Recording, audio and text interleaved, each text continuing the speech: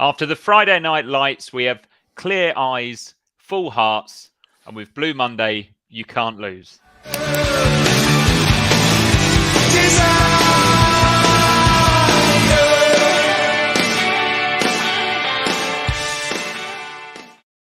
Hello and welcome to the Blue Monday podcast covering all things Ipswich Town since 2015.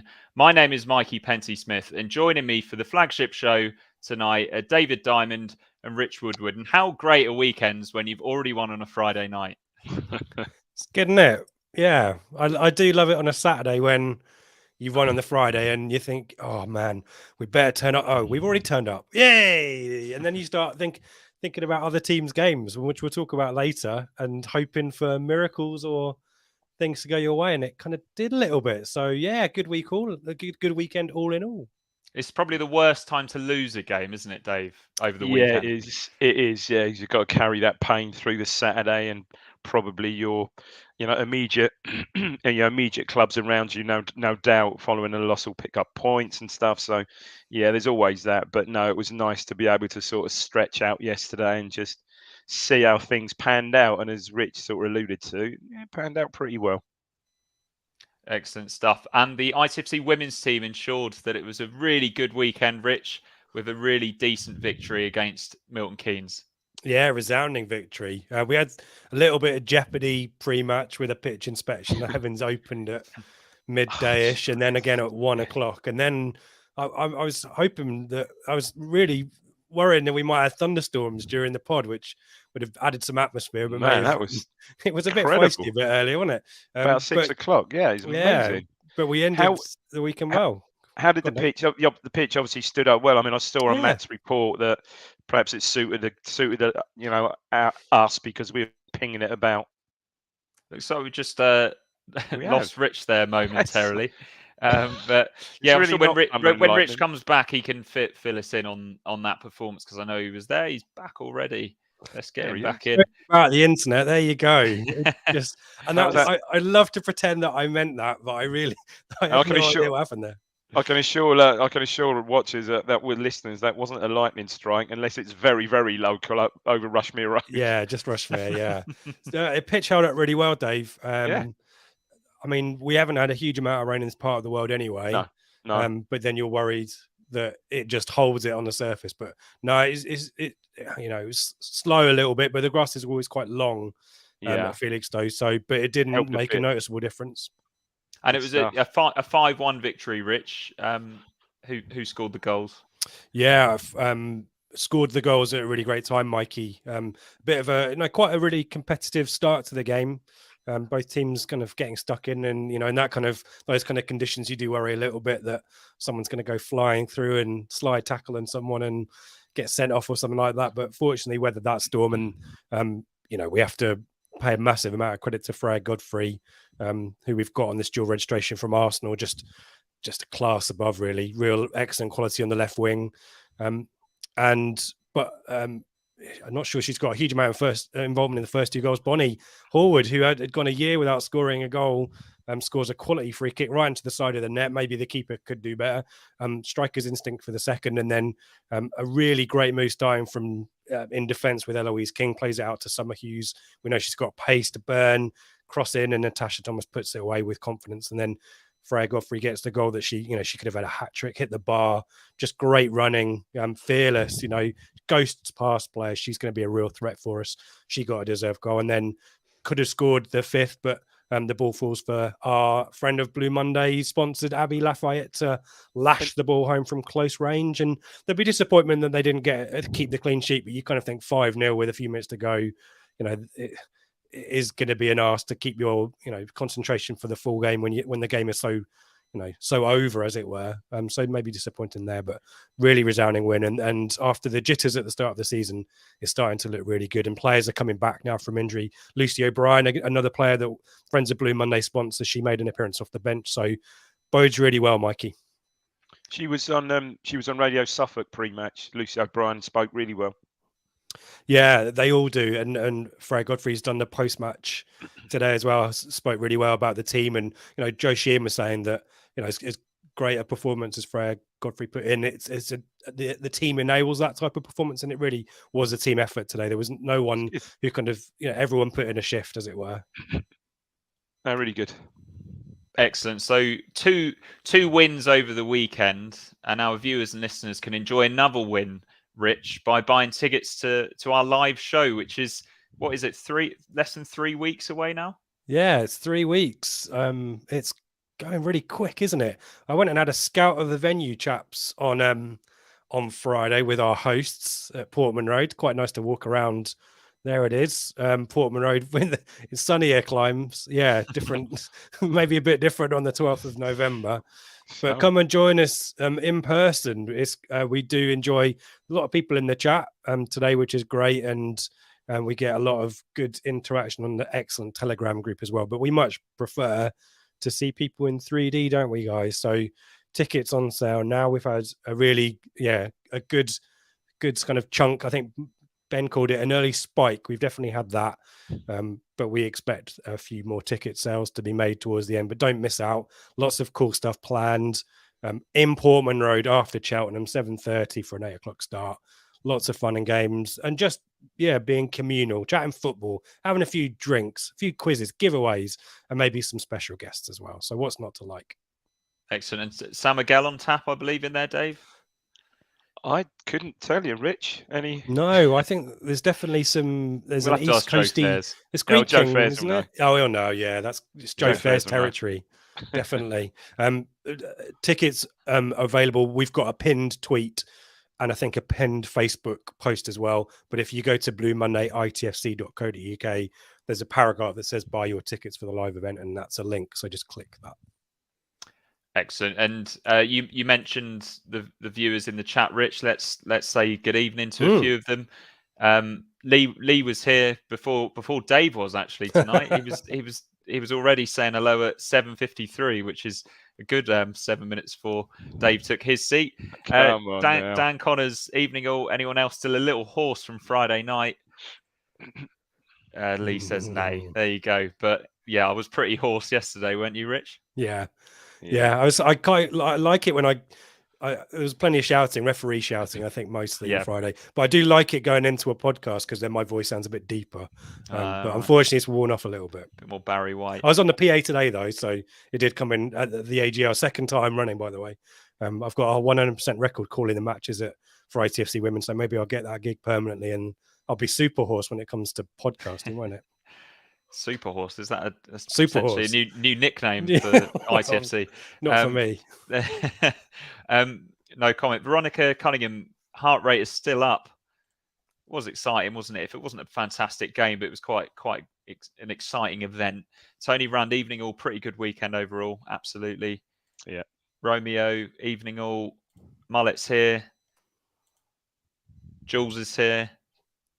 Jason Milton, all the usual suspects, and Matt Macon agrees that the pitch did hold up. Dave, sorry, I didn't get to that one early enough.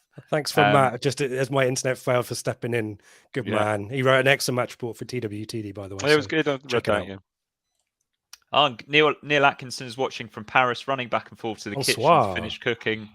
And I think there was somebody in the chat that possibly did the Ipswich half marathon. Yeah, that's what I was. Yeah. Here we go. Jason Milton. Can't talk. Legs are killing me. Congratulations, Jason. Not fantastic conditions for running the. I spoke about that this morning. It was just horrible for an hour or so this morning, right in the middle of it, I think. Yeah, and my old man was doing a cycle ride down in Surrey, a 30-mile off road. And he said it was like the trails are more like rivers for a lot of it. But well done everyone for getting outside today. Rich on the microphone. Some people out running, cycling. I think Dave walked his dog.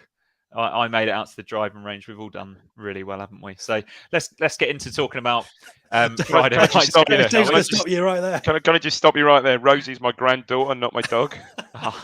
We'll stop there. Moving on. She's a bit of a dog. No. Bless her. Well, not quite in Phoenix night. She's Rosie. Gorgeous. What have you done? Lovely. There? Yeah, poor Rosie. I can only apologise. Justice for Rosie. That's absolutely fine. Right, yeah. Can we get into Friday night's game? Oh, Mikey, when did you lose control of the pod? Go on. Already. So, playing in all black and in front of a crowd of over 28,000, Kieran McKenna once again made a few changes to the lineup. I'll come to you, Dave.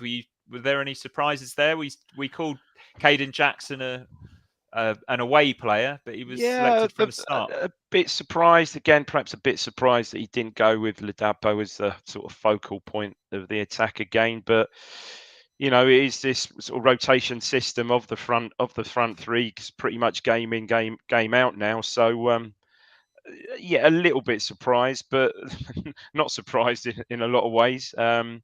The rest of the team pretty much picks itself, don't you? It is those rotational front three really, which is a nice habit to have. I mean, obviously, there's another game on Tuesday, so no doubt there was an eye to that. Chaplin on the bench, Edwards on the bench. Obviously, started with Ladapo on the bench as well. So obviously, one eye on that, and more of that we'll get to later because I think it's going to be even more changes. Obviously, out of necessity on Tuesday. But again, look at the squad. You're happy enough with that, aren't you? Yeah, absolutely. Rich, were you a little bit surprised to see Chaplin on the bench? I know a few people in the Telegram have been suggesting that he may be rested at some point, but were you surprised that he was rested for this one, big occasion and all?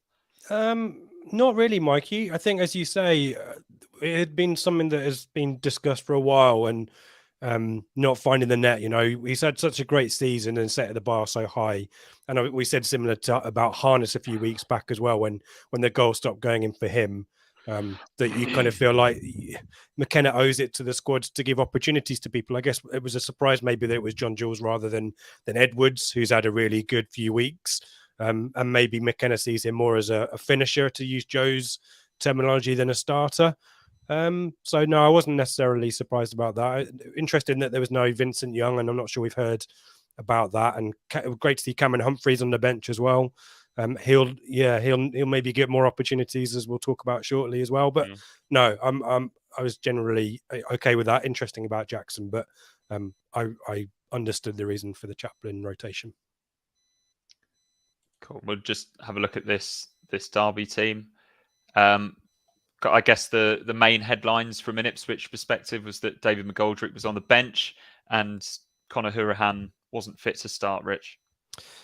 Yeah, very helpful that. I was listening to the pre-match walking down to the Greyhound on Friday, and Seb lifted my mood. I skipped a little bit as when I heard that Hourihane had only just returned to training, because he's different class at this level. Interesting, there's a lot of ex-Ipswich interest on their bench, in Scott Loach. You can still find him. Hourihane, you mentioned him, McGoldrick, but also Richard Stearman. But there's plenty of class there. Championship pedigree, isn't there, in Chester and Barkhuizen, and Mendes Lang, who's built like a brick What's It house. And we know about Asula, who's I think was linked with us, wasn't he, on loan. Curtis Davis, we'll talk more about him as well as the captain. So still plenty of quality there. And it was going to be interesting to see whether it was a Paul Warne team like we're used to with Rotherham, or whether they would try and play us at our own game. And it was maybe a little bit of, to borrow a David Diamondism, a bit of both, wasn't it? It was. Yeah. It was a little bit of both. Let's just quickly have a look at how SofaScore thought that we lined up. It's definitely a back four, isn't it, Dave? Yeah, with it is. Danassian at right back. And no, I think so. He didn't get forward much at all on Friday night, did he? No, he didn't, to be fair. No, he didn't. Nor did he against Lincoln, Dave, either. No, not really. No. Again, people were saying he had a... I've had two schools of thought there. Some people have said, he had a poor game Friday, but I don't think he did. Really, did he? Defensively, he was fine. Yeah, defensively, he's fine. Perhaps perhaps poor game in the fact that we didn't see him in perhaps much in the attacking third. However, I've got to say a shout for Derby. I thought their best player was the left-sided player, Cashin. With the high shorts, with the tucked-in shirt and the high shorts. Yeah, he was pretty good throughout, and I thought he generally played Burns pretty well throughout as well, didn't he? Yeah, he was excellent. The love child of Declan Rice, J-Tab and Lee Catamol. Love the high shorts. Yeah, the shorts were enormous, weren't they? Tony Dinning-esque, I described them as. But yeah, he was just the interceptions, the way he read the game, and he was just really neat and tidy on the ball really as well, good. wasn't he? Yeah. Nice left foot. Yeah, decent. First time I've seen him. Yeah. Cool. I was just going to dip into here we go. There's another fan of Cashin, Flim Yeah. Flam. The lad just very seemed to good. be everywhere. He did, didn't he? He did. Romeo says it as well. Cashin was excellent. Yeah.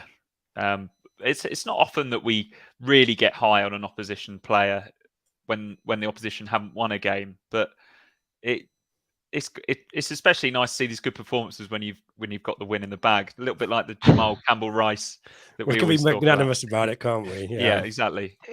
There's a few. I remember the lad who played for, bizarrely, a few seasons ago. I think they came in and got a 0-0. Davenport, who played for Burton, I think was on for loan from Man City.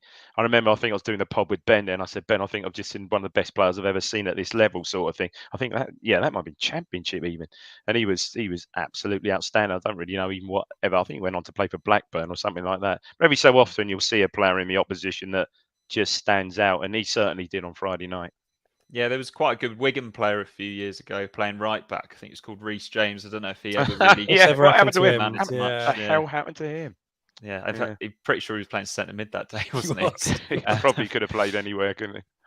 And with Portman Road rocking, and it really was, certainly at the start of the game, it was Ipswich that made the strongest start. It was a nice corner routine, which saw a wicked outswinging cross from Evans. Lovely shape that, wasn't it, Dave? It was fumbled by Wildsmith in the derby goal. I don't know if Burns tried to get a touch, or whether he Burns didn't really commit to it, or maybe anticipate to it. Maybe he was a bit slow to anticipate. It was a lovely move, sort of in, out, back again, and a lovely whip ball. And Burns had been a bit more, shown a little bit more, willingness to get to the ball. I think he gets a nick on that, and that's in, isn't it?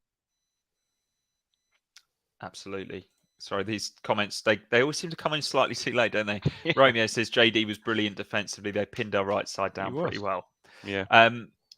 14 minutes in, Rich, and there's a penalty shout with John Jules going down under the challenge of Mendes Lang.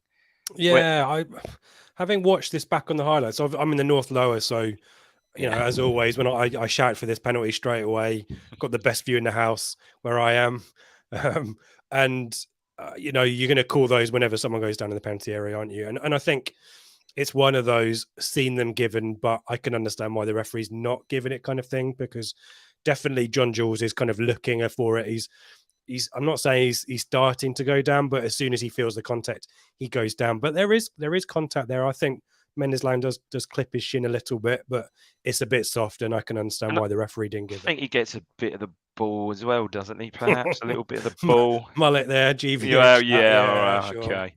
Yeah, well, we'll talk about the other penalty. Maybe it evened itself up later on, perhaps, on that one. But I think there was enough to call it. But similarly, maybe it's a 50-50 one. And, you know, the referee, it's early on. He maybe doesn't want... I thought the referee was fine on Friday, actually. Yeah. But maybe he wants to avoid, making himself too much of a villain too early on. And all Christ Friday, I know we'll get to. We also had the assistant making a decision for once. Goodness me. Wow, yeah. Going on? Indeed. Yeah, but that's because he had vociferous fans behind him, Dave, in that corner of the cobblestone. That's where I sit. Is that now. What it was? Is that what Woodbridge was? It the Woodbridge Massive, was it? Whereabouts are you in the Cobbold, Mikey? So I normally now sit in the block closest to the Bobby Robson. How far to the front? Pretty rowdy in there, quite low down. I think it was row F. I was just wondering about your eyebrows. They're still there. Did you feel the heat from those fire, whatever they're called, the flames? You know before what? Kickoff. I even had more beers than what I remembered, because I don't remember seeing the flames. Oh, really? Wow! I think it was queuing up to get in. There were people spontaneously. I got to my seat just as the match started. But those flames, they're more of a problem at the cricket in the summertime, aren't they? When you sat there in the 25-degree heat and the flames keep coming up. Wasn't so much of a problem. Yeah. The rest of the first half was just a little bit frustrating, really. And there's quite a few comments here talking about, and obviously I didn't have that many beers because I was spotting this at halftime as well. We were really poor in possession at times, weren't we? A lot of passes going astray, as Rob Hughes says. Simple passes, not our usual quality, maybe due to the emphasis on intensity. I think somebody else suggested that it might have been because we were playing on Sky and that's in people's heads. or do you think it maybe the Lincoln defeat made us a little bit more edgy at home? Yeah, I think maybe that. I don't think Sky. I don't think the players pay any attention to that whatsoever. The fans certainly do, but I don't think the players pay any attention to that. And I think you're right. Perhaps it was a bit of a hangover from the Lincoln game. And there were simple passes. Yeah, we just didn't seem to be at it. Like you said, intensity. We just didn't seem to be at it in the first half, did we? Yeah, and you've got a little bit of unfamiliarity between Jackson and John Jules to an extent maybe doesn't help with that. I thought Harness was busy and trying to make stuff happen as always. Well, Harness had a good game. I think probably maybe I don't think it's any coincidence that we didn't see a huge amount of Lee Evans. We talked about that cross for the Burns chance, but maybe you usually see Lee Evans dropping in and getting the ball and maybe spraying crossfield diagonals and all that kind of stuff, and that didn't really happen as well. But Derby were, as we expected them to be under Paul Warne, were pressing quite high, weren't they? Quite intense, but maybe we just cancelled each other out a little bit first half. Yeah. Just for a bit of balance, Ian Wallbank says, some people saying we weren't great on Friday. We aren't going to dominate everyone with 70% possession every game. Ground it out on to Tuesday. Those kind of wins get you promotion. It's a great shout. There was someone posted, I think it was Jack in the Telegram group, posted a quote from a Derby message board. Someone saying Ipswich are the quintessential League One team, and I kind of misinterpret that a little bit.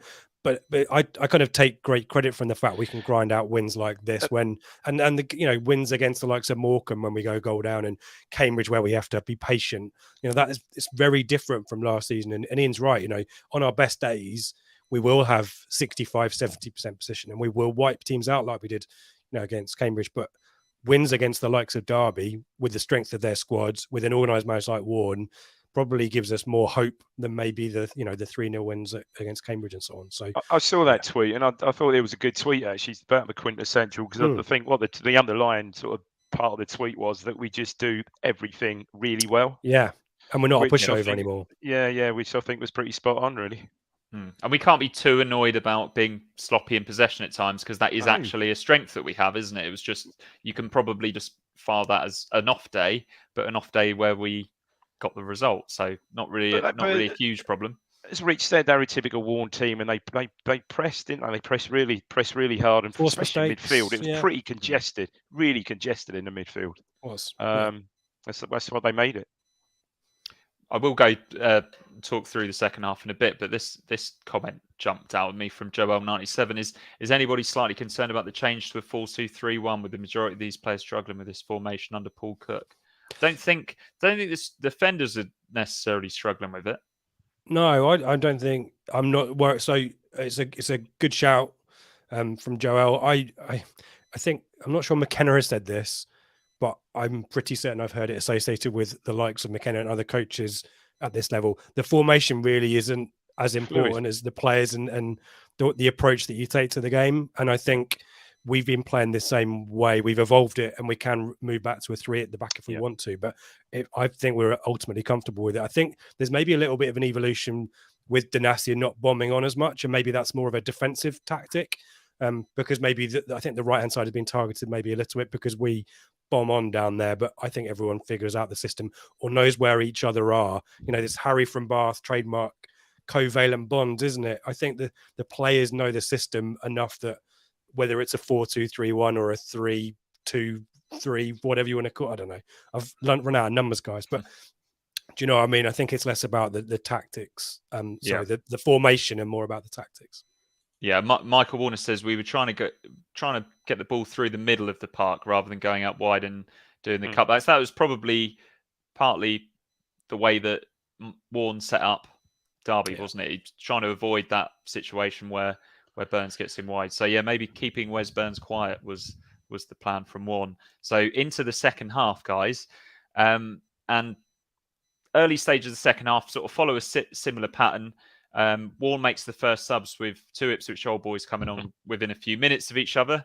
First of all, David McGoldrick and then Conor Hourihan. Did he feel any less confident at this stage, Dave? With it, we starting to worry? Yeah, a bit. I think a bit. I mean, I think we'd started that half pretty well. And I think we were dominating, but I think we were, after half time, we certainly had the upper hand after half time. Certainly don't know what the possession stats were in the second half, so in that part of the game, but I think we were really starting to exert pressure and get on top at that stage, and really were started to pin them back. But it's the same old when you see someone like McGoldrick come on, and he's got a goal in him and stuff, and then Hourahan, I didn't realise. I was surprised he's on the bench. I must admit, I didn't fully appreciate he's carrying an injury perhaps. But yeah, I mean, they're two at this level, they're two class players, so yeah, of course you do. But I think McGoldrick was 60. I think Hourahan was 65. I think, and then right on top of the goal. 65. Yeah, 2 minutes after Hourahan enters the field, it's us celebrating the opener, Rich. But I feel like you want to go back to talk about something else. Yeah, sorry. Can I surprise you? I like wine. No, we had only 46% possession in the second half. Did we? Which according to SofaScore, I'm happy to be corrected in the chat. This is for second half overall, and certainly in the first half line share, but second half only 46%, which must be among the lowest of the season so far.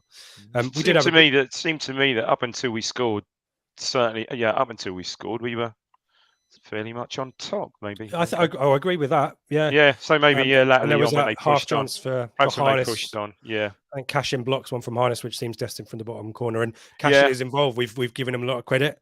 It's a kind of a pre kind of assist here for this goal, isn't it? But it's Davis. I don't think you could be harsh on him. No, he wins the ball again, doesn't he? He wins it back, doesn't he? Actually, yeah, you're right. And it's just a no look. Probably a pass that Davis has played loads of times in his career.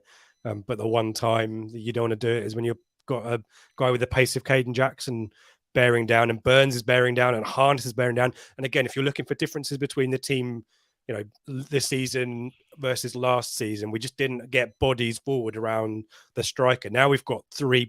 We're hunting in packs, hunting in packs. And Jackson does great to anticipate, does great to take it past the keeper, but similar to Davis, doesn't get his head up. And, we're quite fortunate it hits the post and goes back out to Burns, because realistically that could have gone anywhere, frankly. And he really should score there. He didn't have his radar on, but we'll talk about that more in a second. He had a shot in the start of the second half, I think, where into the second, almost into the upper tier of the North Stand, where he shoots from the edge of the box. But fortunately, this one breaks the force of Burns, who's very calm. Marcus Harness is great. I don't know if you see this, guys, but Marcus Harness is there saying, "Calm down, you've got plenty of time," rather than give it to me. I want to score. Marcus Harness is yes, chill out, it's fine, and he's very chilled out, and he waits for Chester to maybe commit to one side and side foots it back across him, and Port Monroe goes crazy, doesn't it? I love it when that happens. I think that's the point I'm going to make. You're right. He's got to score there, really, but he has got Chester on the line, so he has got to be wary of that. And he just tucks it away really nicely, does it? He's great. I mean, what as he said, what a feeling, right in front of the 28,000 fans there, but in front of us, Bobby Robson. What an absolute brilliant feeling, and good finish. And I think, like I said on the start of the second half, I think deserved at that point. Yeah, agreed. It really was proper limbs. Home limbs was Priskin-esque, wasn't it? Priskin-esque. Yeah. Probably best home limbs of the season, or maybe Burns against Portsmouth, I guess. Might have been. Yeah. But then the goal, the end. There's I know that I've just bemoaned. I thought Jackson was excellent, by the way. As much as people, I've just been negative there a little bit. But he worked really hard, and on another night would have had 2 or 3 goals maybe. Yeah. But I love it when you get the anticipation of the shot off the post and Burns finishing it, whereas the one against Portsmouth kind of is looping, and we lose sight of the ball a little bit. Yeah. So the one against Portsmouth, where I was sitting, where I sit up the other end, it's almost, has that gone in? It's a weird one. It's just looped, isn't it? Yeah. But no, it was great. Really good limbs at the Accrington Bolton game this weekend. Oh, the third goal, Mikey. The results. Flying. And they've got no roof on the stand, so you can see it as well. Sorry, Mike. Yeah, absolutely. Flim Flam said, we've got to read this one out. That would have been a goal for Jackson if we were playing at Wigan. This is, of course, because of shaving of the goalpost. Goals. Yeah. Lee says, Jackson works his socks off. Can't take a penalty, but you can't say doesn't put a shift in. Jules says if Jackson scored, thought he would have gone on to be man of the match. So let's talk about actually before that penalty came, he came close to making it 2-0 with a really good first touch. I think it was Wolfenden playing a nice long pass up to him. He took it really well. Jackson isn't great in those situations normally. He's normally better when he's running onto it. but he brings it down nicely, chips it out of his feet. Got enough power on the shot, Side but netting. hit the side netting, didn't he? But a good effort. Ladapo then comes on for John Jules before a nasty-looking injury to Evans means Don Ball comes on. This is a worry, isn't it? Evans being injured, although we do have, especially as Morsley got booked. Yeah, I mean, I don't know if they said anything about it. Was it a muscle or was it an impact? Do we know? Has anyone Inside said of the anything knee, about I it? think. Sorry? Inside of his knee, I think. So we haven't heard anything more. If that's an impact, it might not be too bad. I mean, yeah, I saw him going on in front of us with ice on it. If it's impact, but yeah, if that's any sort of ligament damage, then you're looking at least a couple of weeks, aren't you? Maybe 3. If it is some sort of even minor ligament damage, he ain't going to be playing. He's not going to be playing Tuesday, and he wouldn't be playing Saturday either. So you're going to think he's going to be out at least a couple of weeks if it is. But let's hope it's not too serious. But again, Ball came on, and I thought Derby, it probably was an ideal substitution at that stage as Ball came on, and I thought he did really well. He just looks so composed, Ball, doesn't he? He hasn't got the range of passing that Evans has, but technically, yeah, and I heard, I don't know if you saw it, there was a tweet from a QPR fan, somebody who watched the game on Sky and said, what have you done to Don Ball to make him a sort of ball carrying midfield player? What the hell's breaking the line? What's going on? He looks leaner really as well, don't you think? From earlier in the season, compared to earlier in the season, he looks fitter and leaner as well, I thought. Yeah. No, I think he'll be. I'm not too concerned at that, especially given that we're a toughish away game coming up on Tuesday evening. Absolutely. Just dipping back into the action before we wrap Friday night up. 85th minute, we have a corner down our right, and actually, this one wasn't taken short, was it? In swinger from Leif Davis, and again, it's in towards Burns, isn't it, Dave? And then good header. It was a good header.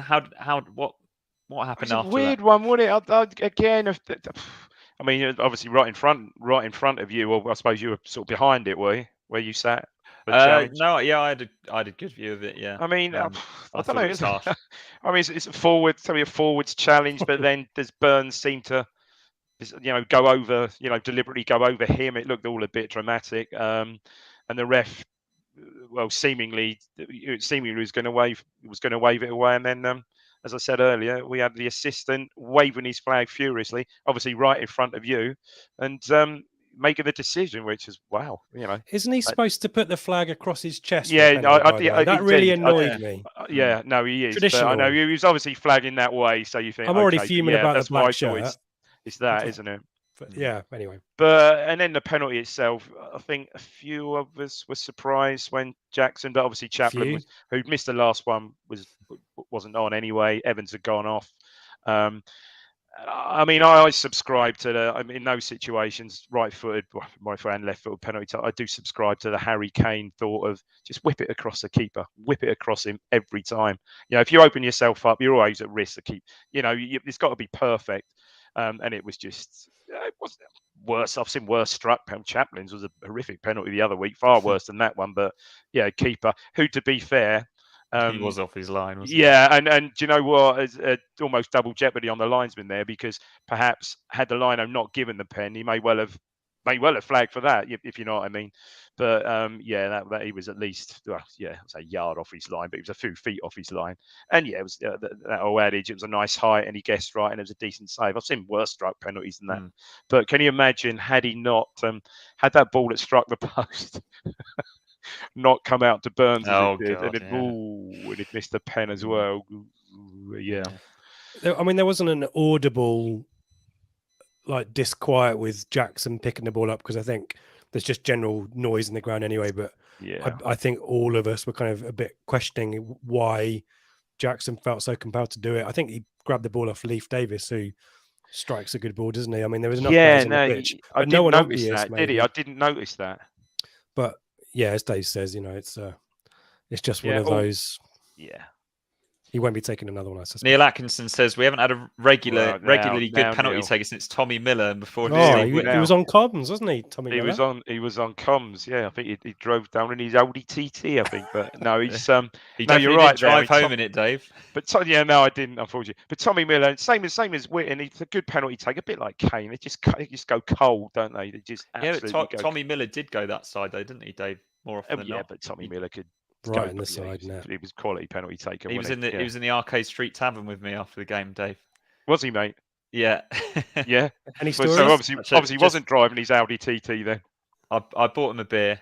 There you go. Yeah, top man, isn't he? Tommy Yeah, Miller. he's superb, He mate. had a busy evening. He was there opening Burley's as well, wasn't he? Yeah. Then on co-coms, as you've said, Rob Hughes says, I would have got leave to take the pen. Watched him shooting during the warm-up. He's a great striker of the balls, hitting it better than the strikers. I agree. I mean, it's easy to say this in hindsight because Jackson's missed the penalty. And to be fair to Jackson, he has scored a penalty for Ipswich before. But I always think you've got to have your technical players taking penalties. Yeah, Tommy and I Miller think he was a technical player. But I think we all called it, Mikey. I mean, we were all a little bit anxious. I think if you're in the chat and you were thinking, brilliant 2-0 when we win this penalty and Jackson steps up, then let me know. And I need to be. I don't want to be unnecessarily critical of Jackson because he had an excellent game, as we said. But just at that moment, it's a question mark given he's not hit the target. I'm not sure he got. He's had 2 efforts on goal, maybe 3. They're all off target, haven't they? So yeah. Anyway, would have been interesting. An interesting one, like I alluded to before. Had he rounded the keeper and hit the post, and I say it didn't fall to Burns or went out, would he have then? Yeah, his confidence would have been surely well shot then because he's missed an open goal. Then would he have taken the? But who knows? Who knows? It didn't matter in the end. Matter. We saw the game out pretty impressively, I thought. Walton, it just helps having that massive goalkeeper that will just come out and punch and fabulous orange shirt. I've got to say, also kick it into the right areas. We'll talk about shirts in a little bit, Rich. And their balls in the box weren't great at all. They're playing a lot of straight balls, weren't they? And they were going out. And their final ball. You think you've got technical players like Hourahan there, and you think, don't let him land on the ball and just float one back post or something. But their balls into the box after we scored in that final 7 minutes, wasn't it? For Ipswich, I just didn't feel. As you said, they managed it really, really well.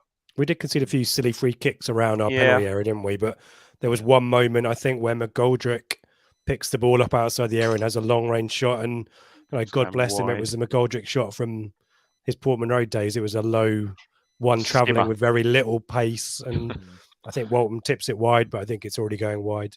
Yeah. And that was it, really. That was a lot from Derby. And as much as we said maybe we weren't firing on all cylinders, the highlights to me when I watched them back afterwards, we've had many more moments on goal. I'm not going to say the clear-cut chances, but we were far more active in front of goal than they were, put it that way. You're right. And a really strong defensive performance, if not a fantastic overall performance. Yeah, I thought probably Wolfenden again looked really good. And Edmondson too, but Wolfenden looked good. Then again, that second half, he had that foot race with, it could have been Barkhausen, I can't remember, and he just sort of just goes past him, does it? He get the ball, and you think, it's on to a bit of a risky one, knock it back to Walton. He kind of drops his shoulder and turns away. And love to see that. Love to see that. He's playing really well at the moment, isn't he? And Michael in the chat has said that Keogh comes on and chucks himself in the way of something, and bodies in the line, and he looked happy at full time, and there's some history there for him. It's great that he can contribute as well. Yeah, fantastic brilliant from him. So the only negative, in my opinion, was that we were wearing our black third shirt. I know it's not a big deal. We won. We broke the Sky Curse. It's not the end of the world. Well, but I'd rather see us wearing our home kit.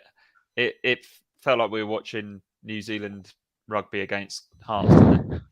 Some strange, Ipswich thinking Ipswich Derby games in the past, and you'd plonk yourself there, right? Who's playing who? You just wouldn't have actually had a clue. Obviously, the other negative was Morsey's now suspended for Tuesday. Yeah, and the Evans injury, I suppose. Yeah. So there's. I guess this is the irrelevant news to go with the bad news. Rich, Mullet says that black shirts are slimming, aren't they? Good. Not for me, Mullet. Not for me. Look, I've given my thoughts on this one, but given we won, I really don't care anymore. Wear it for every match, frankly. If we're going to win every week and wearing it, then I'm on board with that. But I know there are a lot of people, and interesting that Matt Holland hasn't. I think is Matt Holland colourblind? I think he said that he is. A lot of people. I think Kevin Maguire, who's the Price of Football on Twitter, talked about it as well. Must be difficult for people who are colourblind to have followed that on Friday as well. So, interesting that both Derby and Ipswich are Umbro manufacturers as well. So I wonder whether Umbro had a say in that as well, because Derby had to wear their third kit. But yeah, it's something that it was it was mentioned on the comms, wasn't it? It's one of those things. We won the games, guys. Let's move on. I'm sure it won't happen again. Yeah, well, for a while. Yeah. Let's talk about Freddie Ladapo as well. Tony Rand. We were desperate for Freddie to win a few headers, and he didn't win a thing. He's a big lad. He's not the greatest in the air, is he? He just didn't really, considering the game that he was coming into, he just didn't seem to have much. Yeah, he didn't look particularly up for it. Not much in the way of energy. No. I was a bit. He certainly should win more than the air. Is his technique? I don't know. Does he just not time his jumps very well? I don't know what it is, but yeah, you know, you now almost expect, and when the ball is played up to him in the air, you almost expected him. It's almost he's won that one. It's almost a surprise when he does win it. But I mean, yeah, he's up against obviously Chester and Davis, who are fairly uncompromising, rugged sort of defenders. But even so, right through the season, he just doesn't win much in the air at all. I think the biggest disappointment for me on Friday for Ladapo, obviously he doesn't start, and he's not started quite a lot of the games of late, is we needed him to be pressing Derby from the front, because we were getting deeper and deeper holding on to that. And there was a few moments where he just packed up, looked really frustrated. There was a moment where there was crosswise with Burns. Burns wants to run his man, probably should play in Ladapo, but I just didn't think he was particularly energetic when he came off the bench. And he looked flat, didn't he? That's the kind of stuff that we need him to do. If he's not going to score goals, he needs to work hard. And I'm not, if I'm McKenna, I'm thinking, well, what have I seen here to justify starting him? I don't think I've seen anything. You know, I'm not saying he needs to score a goal, but, you know, getting a few blocks, put the keeper under pressure when he's playing out, I just didn't do any of that stuff. It's strange, isn't it? Because he had this whole stop-start rotation though. Because he scored his goals, didn't he? He scored Plymouth, scored a great goal against Portsmouth, and again the rotational bit has kicked in again. And you thought when he scored those 2 goals, you think, oh, here we go, he's going to be off and up and running. But just again, maybe this is again down to the rotation, but it just hasn't happened yet, has it? Indeed, there's a couple of theories for Ladapo's performance or lack thereof. Dan Connor says we stopped putting the press on as a unit when he came on, possibly on McKenna's instructions. But I'm interested to know if Dan, if you want to put a reply to this question, maybe why would we stop the press though? I'm just not, because we wouldn't surely need the strike, because if we know that Derby are going to push for an equaliser, they may as well just chuck a load of bodies forward. So I just wonder why we would stop the press. But anyway, that maybe there are some stuff there. I mean, we talked about Danassian's overlapping, and I do think that's a tactical choice. And maybe Dan's right. I'm just interested why you'd make the change for the striker and not encourage him to put his opposite opposite numbers under a bit of pressure. But anyway, sorry. There we are. Jules has a theory as well. Ladapo looked like he'd been in the pub with Mikey before the game.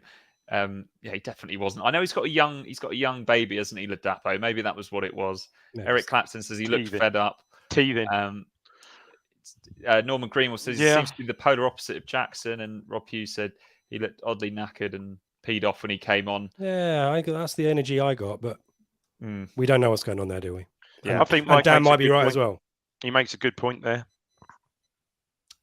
Yeah. Was this one? No, the one before, Mike. Was it Mike? Oh, that's Dan responding to me though. And mid-block. That's why our glossary of football terms. Yeah, maybe. Yeah, sorry. And Mike Warner said he looked fed up, but the balls up to him are not great. And by then, everyone had dropped 10 yards, so he had no one near him. Yeah, I think a bit of a perfect storm. There's probably something in that. I think is that we saw out the game with him on the pitch. So it's a great shout though by Michael and Dan though. Yep. Yeah, Derby were frankly, we weren't our best. Derby were disappointing, weren't they? They really weren't all that, were they? It's really. We were debating this on the Telegram group, weren't we, about whether that squad at Derby is suited to Paul Warne's style of play. Yeah, I'm not. I mean, Hurahan's going to get in any team, but he's a creative midfielder, isn't he? Is he athletic enough for him? I'm not sure. I think I'm not saying that Paul Warne's team's a long ball. But I just wonder those long straight balls into the box near the end that Dave was talking about, that is a sign of a team that isn't particularly comfortable putting long balls into the box. Yeah, it is. And dare I say, you sometimes see it when in the women's game when England women are chasing a late goal and they start playing the long ball, they're just not very good at it because it's just not how they play.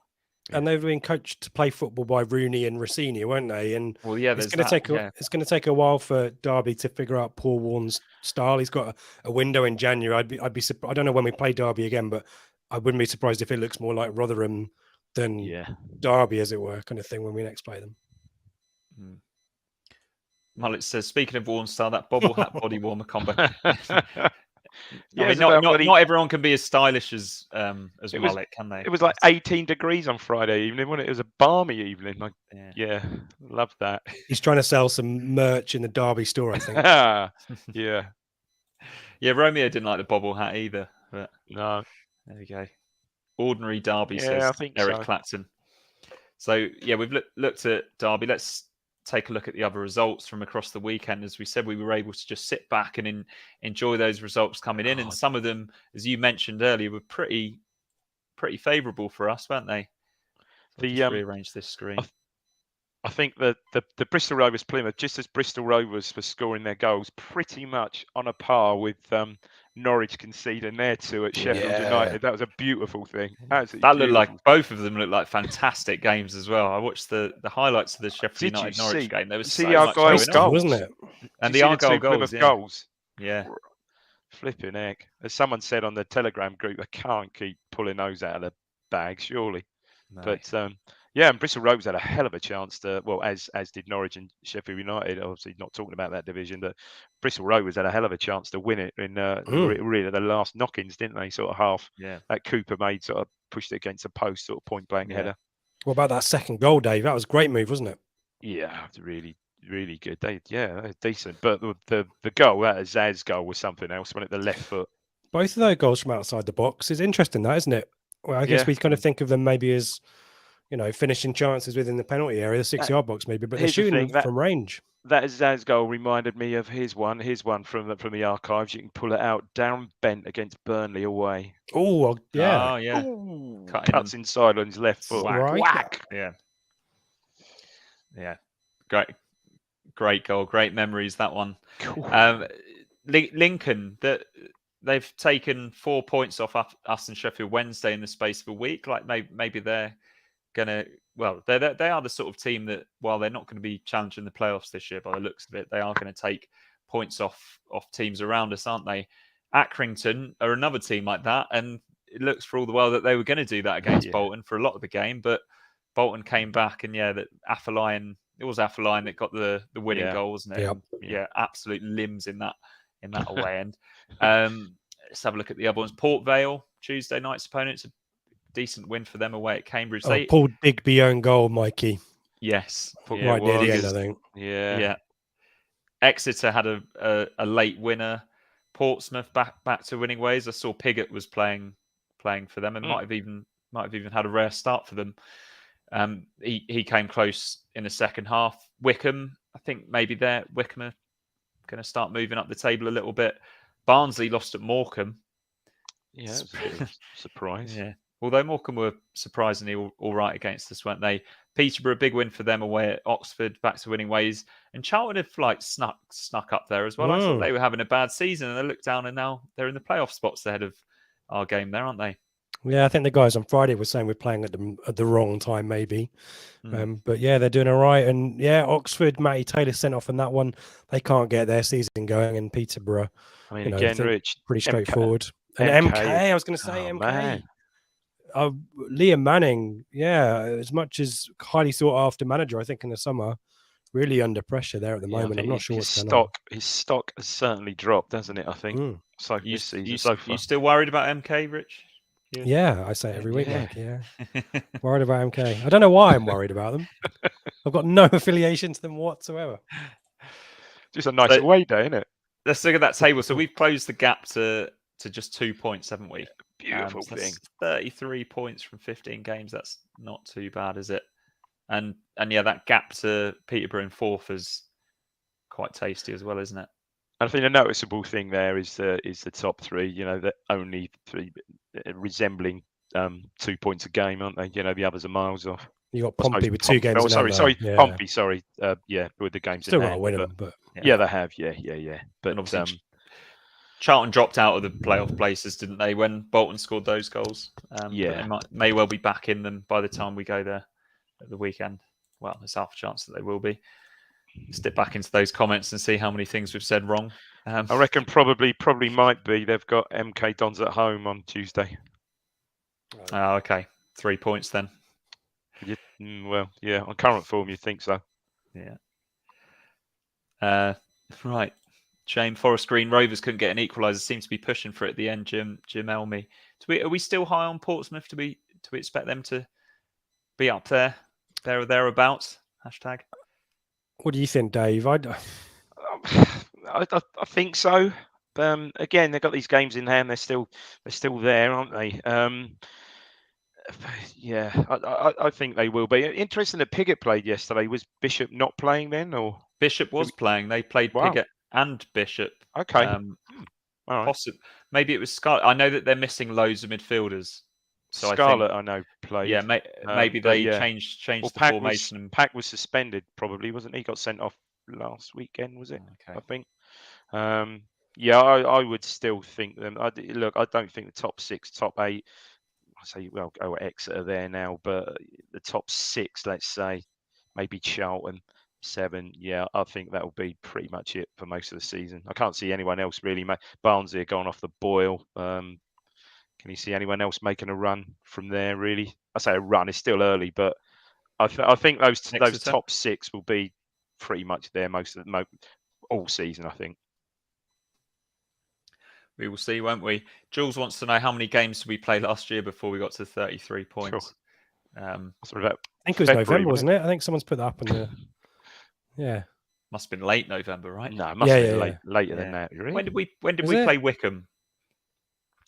Early. That was late. Wasn't? Or was it? I can't remember. Yeah. I get confused when we played Portsmouth. We scored 4 at Portsmouth and 4 at Wickham, didn't we? I know we lost it. I went to Sunderland, and that was around about November the 20th last year when we lost.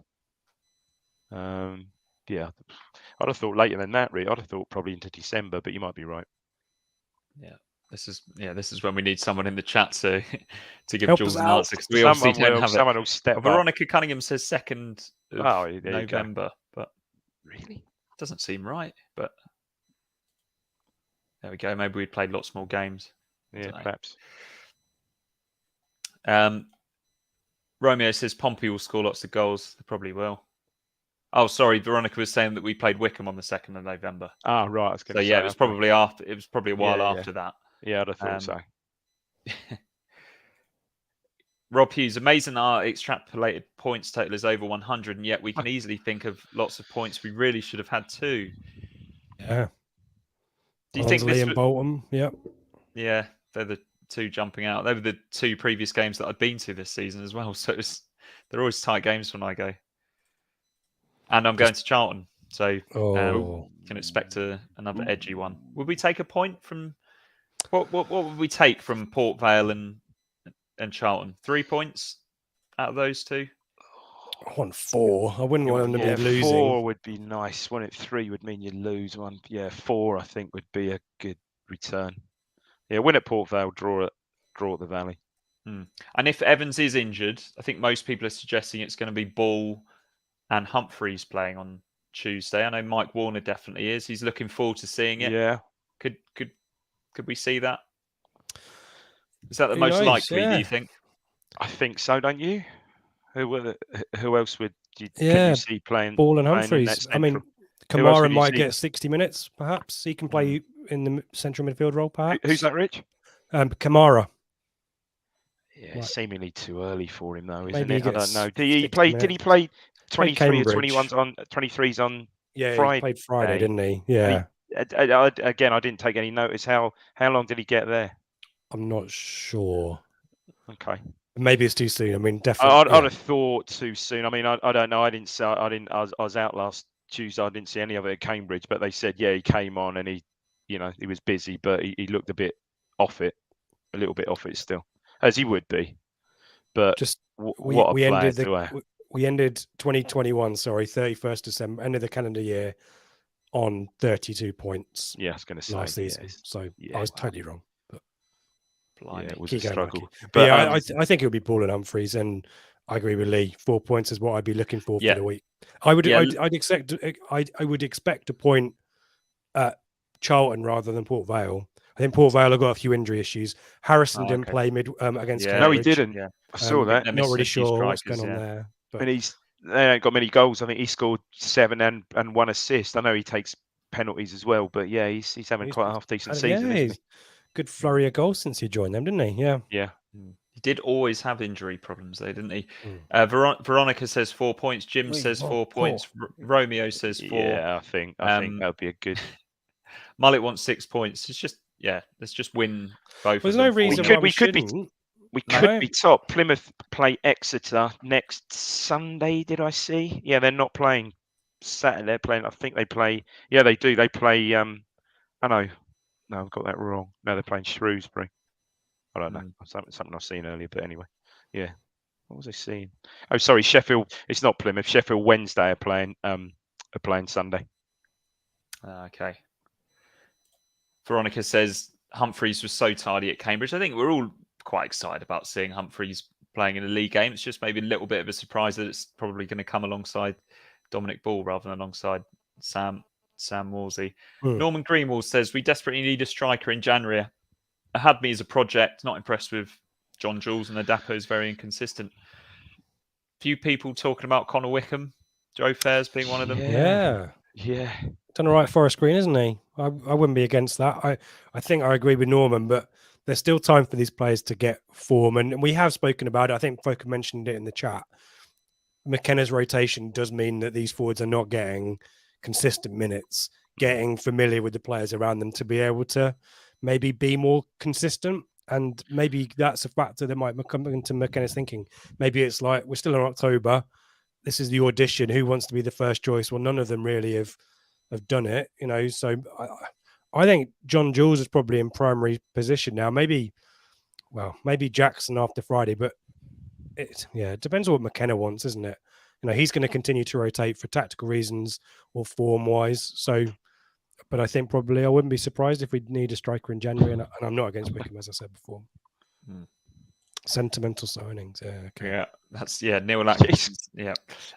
Blue says shout out to the birthday boy Baggett. Gillingham joined top. Notched again, that's right. With 2 goals. He also gave away a penalty, but fortunately enough, that was for him. It was missed. So yeah, he can enjoy his birthday. Not a good weekend for penalties, is it? No. There's at least 3 penalties now that I know that have been missed. What's going on? Keepers off their lines. Come on, referees. Must be. Come on, Lino. Sort it out. Here's a nice one. On this day last year, we had 20 points. So.